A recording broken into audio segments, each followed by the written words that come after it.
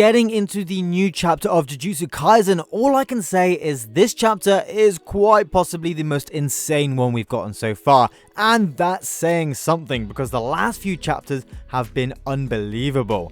But this time it takes it to a whole nother level as Sukuna activates his domain and Fuga. But I won't waste any more time, so here we go. Chapter 258 starts off after Yuji landed that uppercut Black Flash on Sukuna, sending him flying into a wall across the room. The narrator then states that Gojo Satoru was able to establish a unique reverse curse technique relay or circuit which came about after using Black Flashes that made him awaken. And this new relay is described as basically a new operating system that allows reverse curse technique to be more efficiently used and distributed within different regions of the brain, so not one single part of the brain is overly burdened and is evenly dispersed. This would mean that using Black Flashes multiple times allows one to awaken any lost RCT, and just using it makes it become super OP, proving that Black Flash is still the secret source of Jujutsu Kaisen. As Sukuna stands up, the narrator then says that Sukuna should have been able to do the same and end up crushing the sorcerers of Jujutsu High, however he can't because of the 7 Black Flash hits from Yuji, which is revealed to have struck directly in between the boundary of Sukuna's and Megami's souls, because, well, yes, Sukuna is still in Megami's body. The narrator then just rubs it in further as well, stating Yuji's onslaught has trampled Sukuna's hopes of recovering reverse curse technique. And that means my boy Yuji is still earning that MC title, although, as you'll find out in a little bit, not for long. The scene quickly changes to Miguel complimenting LaRue on a hard battle fought, but seems to notice something in the distance before panicking. And when we return to Sukuna, we see him activate his domain expansion Malevolent Shrine. The king's domain has returned to its master along the sparks of Black Flash, also seeming to look more grotesque than its previous depictions, suggesting it's not entirely complete. The surrounding area and buildings are immediately eviscerated on a scale we haven't seen since Shibuya, and the narrator then explains, confirming that Sukuna had to alter his hand signs and use a part of the brain unaffected by Infinite Void to basically recreate his domain expansion. His rush of Black Flashes had allowed him to regain the domain expansion with no loss of output and range, showing us just how skilled Sukuna is at Jujutsu sorcery, regardless of improvisation. How is Yuji going to survive this? But before we get into the rest of the chapter, if you're enjoying this video, please like and subscribe. It really helps my small channel grow. Also, I've made a Patreon and it's in the description below. Support me if you'd like. We're suddenly hit with a flashback where Hikari states that those who want to fight in the battle should have reverse curse technique, or at least anti-domain tactics, and Maki jokes that she doesn't have either, but he wasn't talking about her. Choso then answers that he believes both him and Yuji will manage with reverse curse technique, and he then asks those who can use it, Hikari, Shoka and Yuta, how they're able to compensate for their lost blood, which is the biggest problem for those with RCT. Hikari answers that his is automatic, Yuta goes off of instinct, and Shoko turns cursed energy into blood.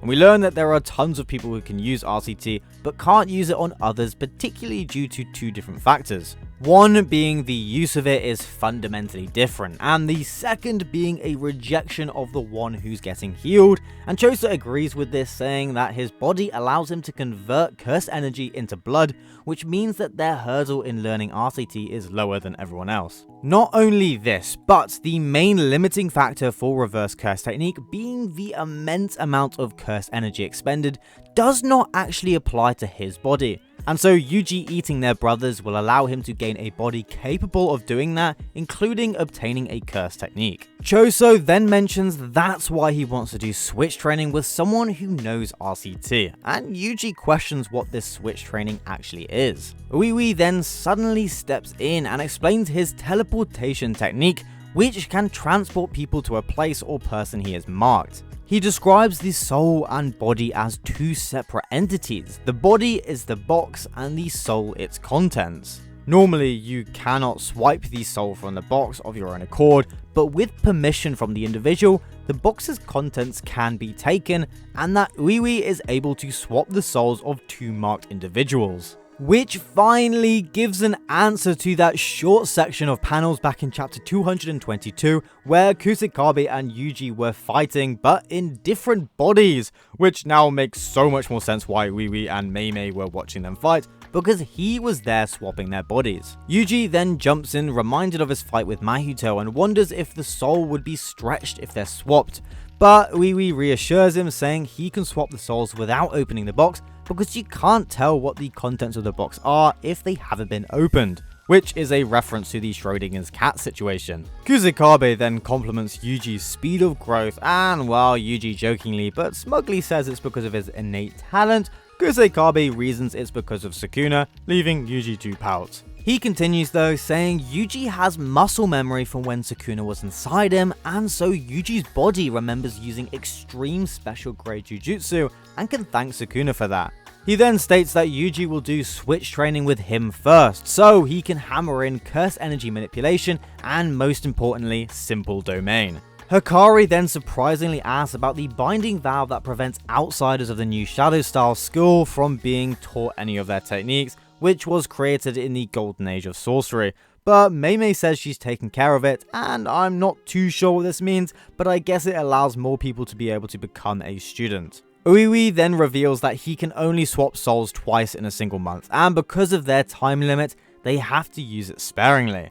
But this opens up a new question of who swapped the second time, whether it was Yuji or someone else. But never mind that, because we are back to the fight where Yuji immediately opens up his simple domain to counteract Sukuna's domain expansion. And now relatively protected, Yuji looks up at the center of Sukuna's domain as it tears everything apart. And he notes that he can tell it's incomplete and wonders if there's an opening somewhere, but he'll have to endure it in the meantime. We then see Sukuna and the narrator starts to speak, but before that, I want to quickly point out that Sukuna's hand signs are almost exactly like Gojo's. He's using only one hand and the fingers are crossed, which means that this hand sign isn't an exclusive sign for Gojo's domain, but another mastery technique for activating domains with only one hand. And since Sukuna had his right arms destroyed, his only option was to copy Gojo's hand sign as a base to form his new domain from. And this is what sets Jujutsu Kaisen apart from other shonens. The fact that everyone on the highest level of sorcery are always copying from each other. This is even confirmed by the narrator, as it describes Sukuna's new domain as being enveloped in an outer shell, no longer barrierless. And this means that the escape route vow has disappeared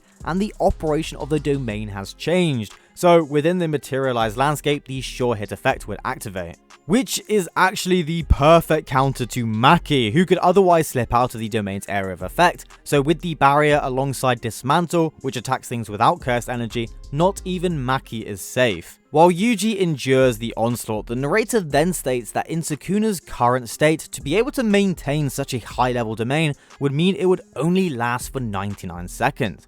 So in just 99 seconds, the domain would collapse. And each of the characters caught in the domain are revealed. There's Choso searching for Yuji as always, also Inu protecting himself with a simple domain, and we see Maki, who seems to be protected by another sorcerer using simple domain, and this could be Miwa joining the fight. Maki definitely needs protection from the Dismantle, so Miwa joining in the fight and protecting her at this stage is a welcome sight, no matter how useless she is. Hi, Useless Miwa here. We also see Yuji again as he bears through the 99 seconds, but suddenly Yuji's simple domain shatters and he's torn through his entire body, with his leg getting completely sliced off. But while he falls backwards, his RCT and blood manipulation keep him alive, reattaching his leg and healing the worst of the wounds. He thinks to himself that these slashes have finally stopped and rejoices that they've endured the domain. But Sukuna isn't finished, not one bit, as he suddenly activates the flames within his curse technique, shouting open. Open. Flames? Flames spill from his hands and he says another word, furnace, but before we find out what happens, the chapter ends there with, unfortunately, a break next week.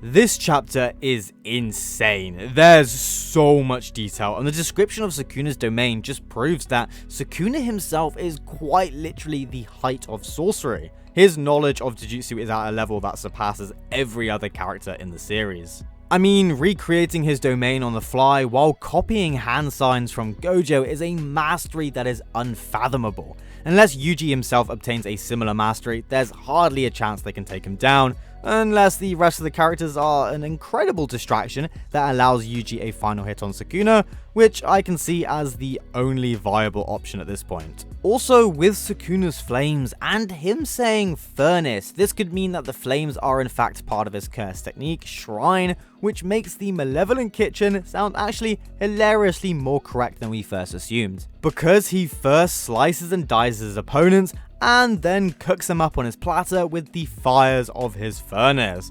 But the other theory, which also has plausibility, is that either the fires or the slashes are his twin brother's technique, and was engraved on his soul when Sukuna consumed him. But we will have to wait to find out until Yuji proves his mastery over the shrine technique. However, in the next chapter... Big man thing, yeah? It's not looking good, bruv.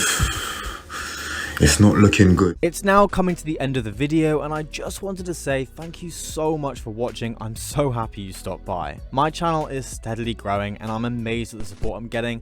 And I also have a Patreon now, so feel free to support me however you like. The link will be in the description, and I will shout out names at the end of each video. Thank you again, please like and subscribe, and I'll see you in the next video.